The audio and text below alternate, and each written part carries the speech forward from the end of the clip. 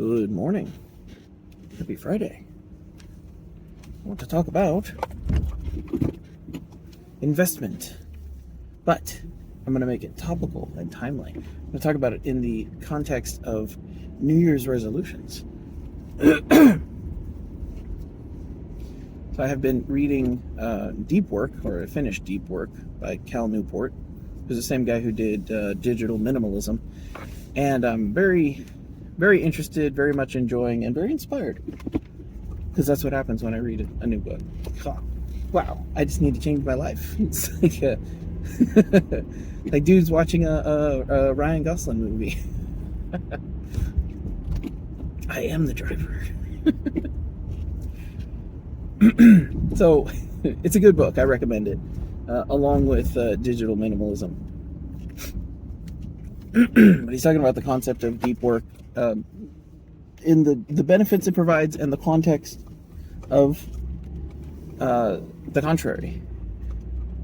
The context of the contrary. I probably could have said that 1,000 better ways.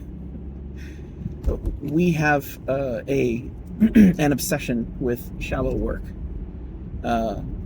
Surface level ability to look really, really busy and to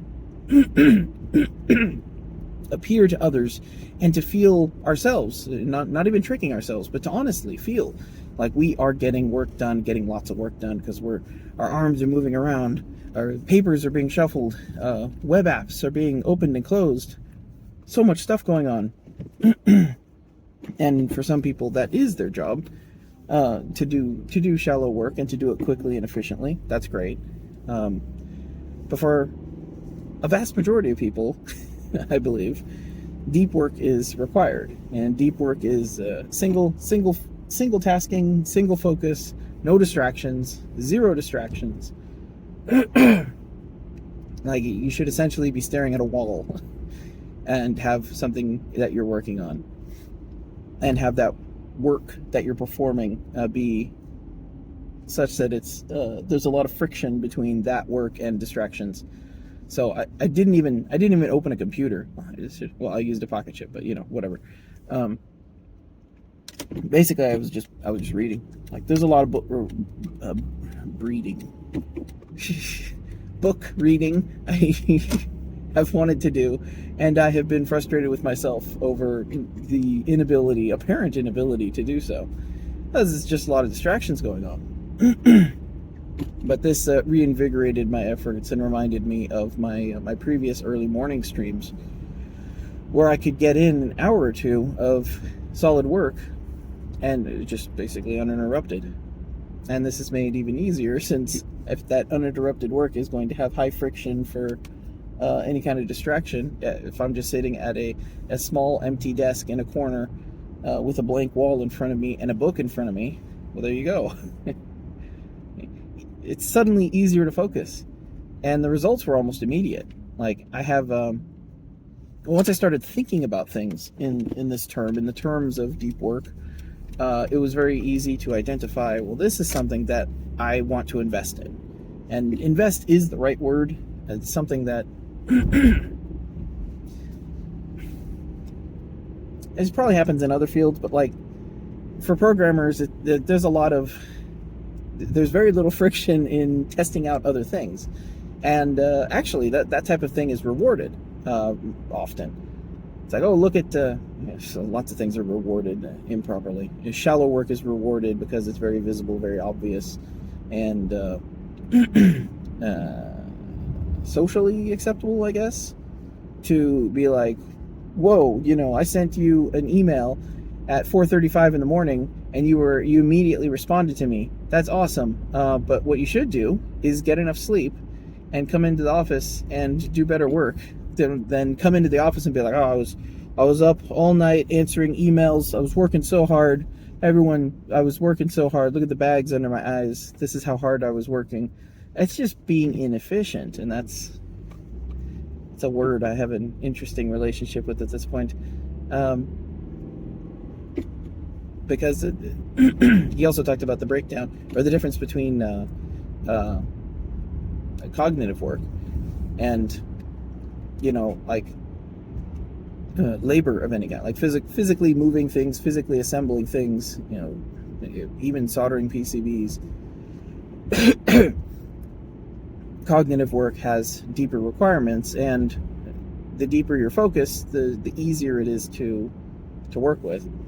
But we view it as like, well, this is shallow, so I can just do it shallowly while I'm doing other things, doing distracted work.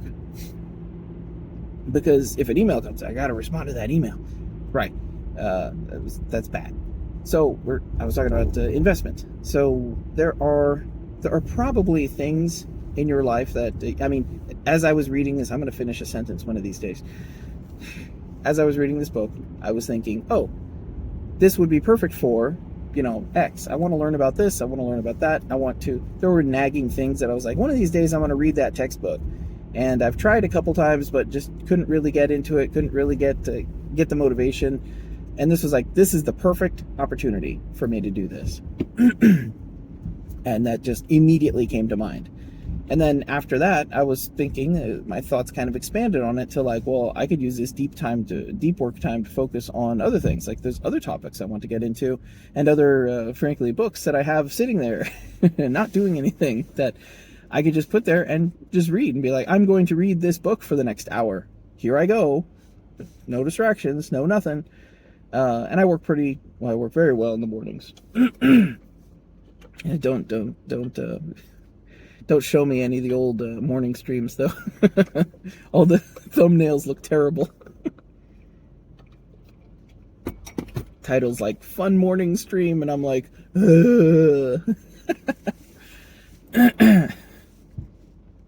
right. So I knew pretty immediately what it was I would invest in. And I expect that you also know what it is you want to invest in. Something that will take you professionally to the next level, take you personally to the next level, you know, things. I'm reading my Bible more. This is an excellent time to just have hard focus on whatever it is you're trying to invest in to improve yourself, or, you know, I don't know, I guess people out there probably do exist who are like, I'm great, everything's fine, I don't need to fix anything. But I am not one of those people, and I expect you're not either. So you can probably imagine that there are certain things, or I imagine that you can probably pick up certain things immediately that would be worthwhile to invest in. And I mean, this is professional stuff as well. Like there's some more complicated PCB design that I want to get into, and I'm like, well, you know, I don't really know what to read about that, how to learn about that. And then as I'm looking into some of these things, I find other articles or, you know, actual like reference material, like, oh, well, I'll just save this and read this later on. And a couple mornings ago, all I did was read PCB design tips and stuff that's relevant to our particular hardware. So we switched chips at work to one that is available, very available. And if that isn't enough to tell you exactly what chip it is, then you're not following the chip shortage. But we, in making that change, we have to change almost everything. So there's been a lot of difficult times adjusting to changing to this new chip architecture and understanding it more deeply. But at first, you know, I do this too. It's like, it was a scramble. It's like, let's hurry up and rush our way through this so that we can get to something that's deliverable, you know, MVP. But now, and this is something that we all do, and in the programming field and the tech field, where the internet has everything at our fingertips. It's like, I'm gonna check this out, and you just dabble a little bit. You tinker, and the depth of your understanding is very shallow. And then, many years later, the depth of your understanding is still shallow, because you're just like, oh, a problem came up, I'm going to look at that problem, instead of, why don't I go deeply into this? It's like there's a serious difference in this. You need to consider this in any software that you're using, any process that you're using, or any topic you're learning about. It's like, at what point do I stop being a tinkerer? At what point do I start becoming an expert? Because becoming an expert is easy. All you have to do is absorb all the information. All you have to do is, and this is, it sounds very rote, but it is RTFM. Like, the first step is to read the fine manual. And the manuals are there. Manuals are there for a reason. And there's, going beyond that, you can go into the forums. There's lots of other places where you can get resources. But if you're not willing to read from cover to cover the manual, what are you doing? Like, and I'm talking to myself, like, what is it you're trying to accomplish? Because it's just, you're always going to run into problems when you don't have a complete understanding of something. And that's what I'm trying to do, like identifying these points of value where it's like, this is something that needs investment. This is something that, this is the next big thing. This is where I need to go professionally. I have decided that. And now here is my 5-year plan to become an expert in this field, to become an expert at this hardware. This is what I'm going to do in order to reach the next level, or even the pinnacle of whatever this stuff is. You can become, this is the age of the internet, especially with software. All you need is a GitHub account to be like, hey, I found a bug, I fixed it like this. I don't know if that's a good way or a bad way. It kind of followed the conventions you listed. Is that okay? It's like, oh, pull request accepted. Cool, I'm a contributor to a worldwide project. Like, that's a thing that can happen, and that's not something that I ever really thought of. I don't really like. I don't really like the idea, but that's besides the point. The point is, it's open to your contribution, and we're all just kind of skirting around the edges, not really gaining any kind of depth, or frankly improving ourselves, because that is what it takes once you've identified those things. My primary study is probably going to be Emacs, because as I write this book on the meta interface, I am realizing that Emacs is a meta interface, and it's infinitely scriptable. So it is intensely powerful. It is insanely powerful. It is actually so powerful, I'm not even sure how powerful it is. It might not even know how powerful it is. So leveraging Emacs for the purpose of, the organization, instant feedback on things, setting up programs and scripts to run and feed into other systems on your computer, that's all just right at your fingertips, and you don't know 97% of it. You are completely blind to 97% of the utility. That's probably about right. And I've thought about this in regards to Vim, because I have I'm probably going to find myself in Visual Studio just for the SDK hooks for this new system. And I'm going to hate not being able to use Emacs. And it's occurring to me that Emacs, I use Emacs as a text editor,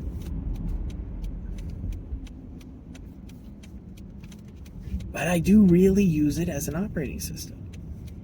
The huge utility of Emacs is its integration, its history, integration with the operating system, its history of what you have done before, its customizability to adjust workflows or work styles, however you want to work, its organizational abilities. All of this stuff is extended, or is an extension of text. It's just plain text, which, yeah, sure, it's a text editor. I can put pictures in there and stuff, and I could technically do SVG, but it's not really ideal. But I just think about navigating a text file, editing a text file, and Vim is great at that, and Emacs is pretty good at it, but it also has all the integration into all those other things.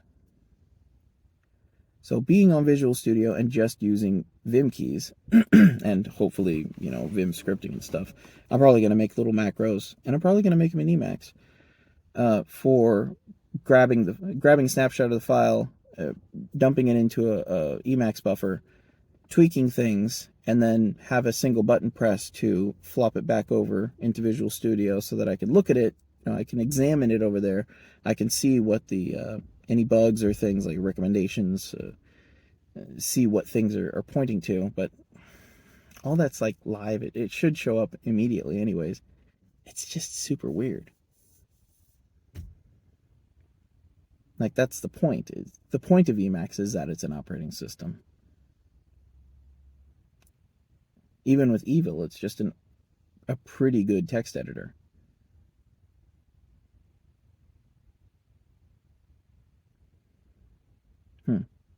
So you've probably got ideas of things that are a good idea for you to invest in.